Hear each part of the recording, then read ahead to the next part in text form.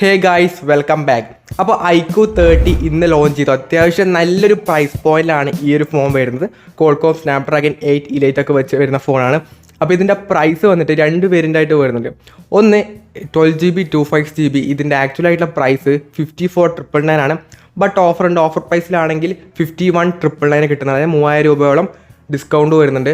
പിന്നീട് വരുന്ന വേരിയൻ്റ് എന്ന് പറയുന്നത് 16GB അതുപോലെ തന്നെ 512GB ആണ്. അതിൻ്റെ പ്രൈസ് വന്നിട്ടുള്ളത് 59,999 ആണ്. സോ 16K വരുന്നുണ്ട്. അതിൻ്റെ ഓഫർ പ്രൈസ് പറയുകയാണെങ്കിൽ 56,999 കിട്ടുന്നുണ്ട്.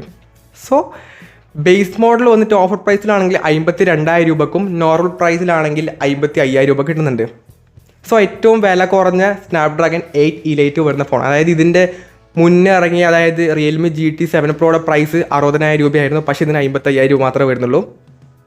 ബാക്കിയുള്ള ഡീറ്റെയിൽസ് പറയുകയാണെങ്കിൽ first of all design iQOO 30 വരുന്ന സമയത്ത് കാര്യമായിട്ട് വലിയ രീതിയിലുള്ള ഒരു ഡിസൈൻ ചേഞ്ച് വരുന്നില്ല. ഓൾറെഡി iQOO 12 ഉണ്ടായ ഓൾമോസ്റ്റ് ആ ഒരു ഡിസൈൻ തന്നെയാണ് ഇതിനും വരുന്നത്. അതായത് BMW ഇൻസ്പയർഡ് ആയിട്ടുള്ള ആ ഒരു കളറും ആ കാര്യങ്ങളൊക്കെ തന്നെയാണ് ഇതിനും വരുന്നത്. രണ്ട് കളർ വേരിയൻ്റ് വരുന്നുണ്ട്. ഒന്ന് വൈറ്റ് വരുന്നുണ്ട്, പിന്നെ ഒന്ന് ഗ്രേ വരുന്നുണ്ട്. അതിൽ വൈറ്റ് ആണെങ്കിൽ AG ഗ്ലാസ് ആണ് പ്രൊട്ടക്ഷനായിട്ട് വരുന്നത്. ഗ്രേ ആണെങ്കിൽ ഇനാമൽ ഗ്ലാസ് ആണ് അതിന് വരുന്നത്.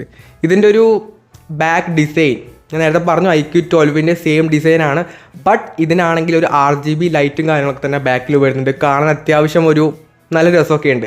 അത് അത്യാവശ്യം കസ്റ്റമൈസ് ചെയ്യാൻ വേണ്ടി പറ്റുന്ന ലൈറ്റാണ്. അതായത് നോട്ടിഫിക്കേഷൻ വരുമ്പോൾ, കോൾ വരുമ്പോൾ, ഗെയിം കളിക്കുമ്പോൾ ഒക്കെ തന്നെ അത് ബാക്കിയുള്ളവരെ കാണിച്ചുകൊണ്ട് നടക്കാൻ വേണ്ടി പറ്റുന്ന ഒരു സ്റ്റൈൽ ഓഫ് സാധനമാണ്.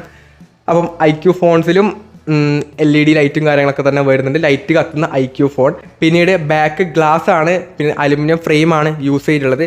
ഓൾമോസ്റ്റ് 213 ഗ്രാം വെയിറ്റ് വരുന്നുണ്ട്. 8 mm തിക്നെസ്സും വരുന്നുണ്ട്. It's okay.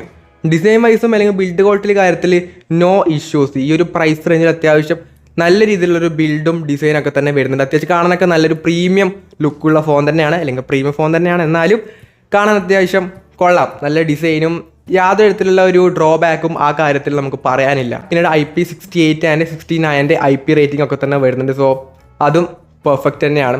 ഇനി ഡിസ്പ്ലേ വന്നിട്ട് 6.82 ഇഞ്ച് വരുന്ന ഒരു LTPO AMOLED ആയിട്ടുള്ള ഒരു 2K റെസൊല്യൂഷൻ വരുന്ന ഒരു 144 ഹെർട്സിൻ്റെ ഡിസ്പ്ലേ ആണ് വരുന്നത്. 1800 നിറ്റ്സിൻ്റെ ഹൈ ബ്രൈറ്റ്നസ്സും വരുന്നുണ്ട്. 4500 നിറ്റ്സിൻ്റെ പീക്ക് ബ്രൈറ്റ്നസ്സും വരുന്നുണ്ട്. അതുമാത്രമല്ല അൾട്രാസോണിക് ആയിട്ടുള്ള ഫിംഗർ പ്രിൻറ്റ് സ്കാനറും ഈ ഒരു പ്രൈസ് റേഞ്ചിൽ iQOO കൊടുത്തിട്ടുണ്ട്. സോ അതും മെയിൻ ആയിട്ടുള്ള കാര്യമാണ്. കാരണം ഇവിടെ 1 ലക്ഷം രൂപയുടെ ഇപ്പോൾ റീസെൻ്റ് ആയിട്ട് ഇറങ്ങിയ ഓപ്പോയുടെ ഫോണിൽ വരെ ഒപ്റ്റിക്കൽ ആണ് വരുന്നത്. പക്ഷേ ഇവിടെ അൾട്രാസോണിക് ഈ ഒരു 55,000 രൂപയുടെ ഫോൺ വരുന്നുണ്ട്. So it's better.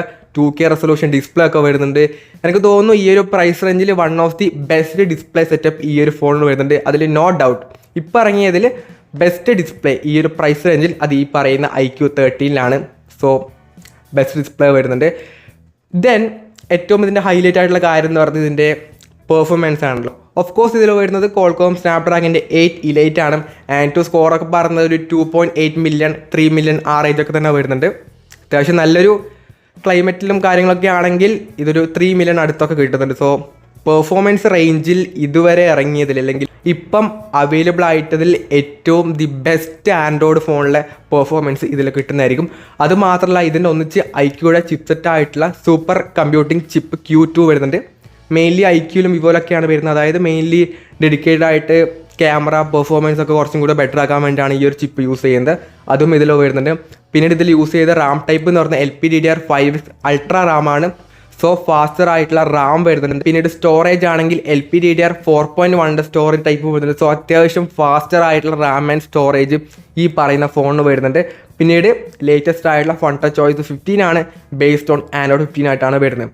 അതുകൊണ്ട് തന്നെ ഫൺ-ടച്ച് ചോയ്സ് ആയതുകൊണ്ട് ഒരുപാട് ഫീച്ചേഴ്സ് വരുന്നുണ്ട്. ലൈവായിട്ടുള്ള വാൾപേപ്പർ സെറ്റ് ചെയ്യാൻ വേണ്ടി പറ്റും. പിന്നീട് AI ഫീച്ചേഴ്സ് ആണെങ്കിൽ തന്നെ സർക്യൂട്ട് ടു സെർച്ചും, കോൾ ചെയ്യുമ്പോൾ ലൈവ് ട്രാൻസ്ലേറ്ററും, ഇറൈസറും, എൻഹാൻസറും, അങ്ങനെ ഒട്ടുമിക്ക ബേസിക് ആയിട്ടുള്ള എല്ലാ AI ഫീച്ചേഴ്സും ഈ പറയുന്ന iQOO 13 വരുന്നുണ്ട്. പിന്നീട് 4 വർഷത്തേക്കുള്ള ആൻഡ്രോയിഡ് അപ്ഡേറ്റും 5 വർഷത്തേക്കുള്ള സെക്യൂരിറ്റി അപ്ഡേറ്റും ഇവിടെ വിവോ പ്രൊവൈഡ് ചെയ്യുന്നുണ്ട്. കൂളിങ്ങിൻ്റെ കാര്യത്തിലാണെങ്കിലും 7K VC കൂളിംഗ് സിസ്റ്റവും ഈ ഒരു ഫോൺ വരുന്നുണ്ട്. സോ ഹീറ്റിങ്ങും കാര്യങ്ങളും അങ്ങനെ ഒന്നും തന്നെ ഇല്ല. അതുപോലെ തന്നെ BGM ഒക്കെ കളിക്കുന്നവരാണെന്നുണ്ടെങ്കിൽ ഇനി തൊട്ട് ഈ ഒരു ഫോണിലാണെങ്കിൽ 120 FPS വരെയുള്ള അല്ലെങ്കിൽ 120 FPS BGM പോലുള്ള ഗെയിംസൊക്കെ കളിക്കാൻ വേണ്ടി പറ്റുന്നതായിരിക്കും. സോ പെർഫോമൻസ് ലെവൽ എന്നൊക്കെ പറഞ്ഞാൽ അറ്റ് ദ പീക്ക് ലെവൽ അത് ജസ്റ്റ് കറണ്ട് പോയതാട്ടോ. അപ്പം at the peak level of performance ഈ ഒരു പറയുന്ന ഫോണിന് വരുന്നുണ്ട്. സോ പെർഫോമൻസ് റേഞ്ചിൽ വൺ ഓഫ് ദി ബെസ്റ്റ് ഈ ഒരു പ്രൈസ് റേഞ്ച് അല്ലെങ്കിൽ ഇപ്പം കിട്ടുന്ന ഈ ഒരു പ്രൈസ് പോയിന്റിൽ അല്ലെങ്കിൽ ഇപ്പം കിട്ടാവുന്നതിൽ ഏറ്റവും നല്ല പെർഫോമൻസ് ഉള്ള ആൻഡ്രോയിഡ് ഫോൺ എന്ന് പറയുന്നത് iQ13 ആണ്, നോ ഡൗട്ട്. പെർഫോമൻസ് മാത്രമല്ല, ക്യാമറ ഡിപ്പാർട്ട്മെൻറ്റിലേക്ക് വന്നു കഴിഞ്ഞാൽ നോർമലി ഉള്ള ഫോണിൻ്റെ കുഴപ്പമെന്നൊക്കെ പറഞ്ഞ് പെർഫോമൻസ് ഒക്കെ തരും, പക്ഷേ ക്യാമറയിലേക്ക് വരുന്ന സമയത്ത് നല്ല രീതിയിലുള്ള ഡൗൺ ഗ്രേഡ് വരാറുണ്ട്. പക്ഷേ ഈ ഒരു ഫോണിൽ വരുന്നത് 15 MB പ്രൈമറി ക്യാമറയാണ്, അതും സോണിയുടെ IMX921 സെൻസർ കൊടുത്തിട്ടുണ്ട്. പിന്നീട് 15 MB അൾട്രാ വൈഡ് വരുന്നുണ്ട്, 15 MB ഒരു ടെലിഫോട്ടോ ലെൻസ് വരുന്നുണ്ട്. സെൽഫി ആണെങ്കിൽ തന്നെ 32 MB സെൽഫി ക്യാമറയും വരുന്നുണ്ട്. റിയറിലാണെങ്കിലും ഫ്രണ്ടിലാണെങ്കിലും 4K 16 എപ്പിസോഡിലെ വീഡിയോസ് ഷൂട്ട് ചെയ്യാൻ വേണ്ടി പറ്റുന്നതായിരിക്കും. അതിൽ റിയറിലാണെങ്കിൽ 8K 13 എപ്പിസോഡിലെ വീഡിയോസും ഷൂട്ട് ചെയ്യാൻ വേണ്ടി പറ്റുന്നത്. So it's better. നോർമലി കഴിഞ്ഞ iQ12 ആണെങ്കിൽ ഫ്രണ്ട് ക്യാമറയിൽ ഫുൾ HD മാത്രമേ സപ്പോർട്ട് ചെയ്യുന്നുള്ളൂ, 4K സപ്പോർട്ട് ഉണ്ടായിരുന്നില്ല. പക്ഷേ ഇത്തവണ അതും കൊടുത്തിട്ടുണ്ട്. സോ ക്യാമറ കാര്യത്തിലും പെർഫെക്റ്റ് ആക്കിയിട്ടുണ്ട്. പിന്നീട് ബാറ്ററി ആണെങ്കിൽ തന്നെ 6000 mAh ബാറ്ററി ഒക്കെ വരുന്നുണ്ട്. ഇത് ചൈനയിൽ ഇറങ്ങിയ സമയത്ത് അവിടെ വന്നത് 6150 ഇന്ത്യയിലേക്ക് വരുന്ന സമയത്ത് 6000 കുറച്ചിട്ടുണ്ട്, എന്താണെന്ന് അറിയില്ല. പിന്നീട് 120 വാട്ടിൻ്റെ ഫാസ്റ്റ് ചാർജിങ്ങും ബോക്സിനകത്ത് തന്നെ വരുന്നുണ്ട്. പക്ഷേ വയർലെസ് ചാർജിങ് അങ്ങനെ പരിപാടിയും കാര്യങ്ങളൊന്നും വരുന്നില്ല. ഓക്കെ, നമുക്ക് ബാക്കിയെല്ലാം വരുന്നുണ്ട്. അപ്പം ഒരു കാര്യമില്ല എന്ന് പറയുന്നത് കുഴപ്പമൊന്നുമില്ല. അപ്പം അതൊരു ഡ്രോബാക്ക് തന്നെയാണ്, എന്നാലും അത് വലിയ കാര്യമൊന്നും ആക്കേണ്ട ആവശ്യമില്ല.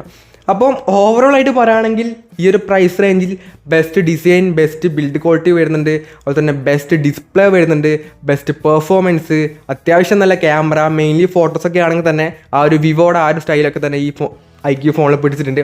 അതുകൊണ്ട് തന്നെ ഫോട്ടോസ് കുറച്ചും കൂടെ ബെറ്റർ ഫോട്ടോസ് ഇതിൽ കിട്ടുന്നതായിരിക്കും. പക്ഷേ വീഡിയോസ് ഈ പ്രൈസ് റേഞ്ചിൽ ബെസ്റ്റ് വീഡിയോ ആണെന്ന് ഞാൻ പറയുന്നില്ല. ഫോട്ടോയിൽ ഈ ഒരു പ്രൈസ് നല്ലൊരു ഫോട്ടോസൊക്കെ കിട്ടുന്നതായിരിക്കും. പിന്നീട് നല്ല ബാറ്ററി, ഫാസ്റ്റ് ചാർജിങ് എല്ലാം കിട്ടുന്നുണ്ട്. ഈ ഒരു 55,000 രൂപ എന്ന പ്രൈസ് പോയിന്റിൽ നല്ലൊരു വാല്യൂ ഫോർ മണി ഫോൺ തന്നെയാണ്, നോ ഡൗട്ട്.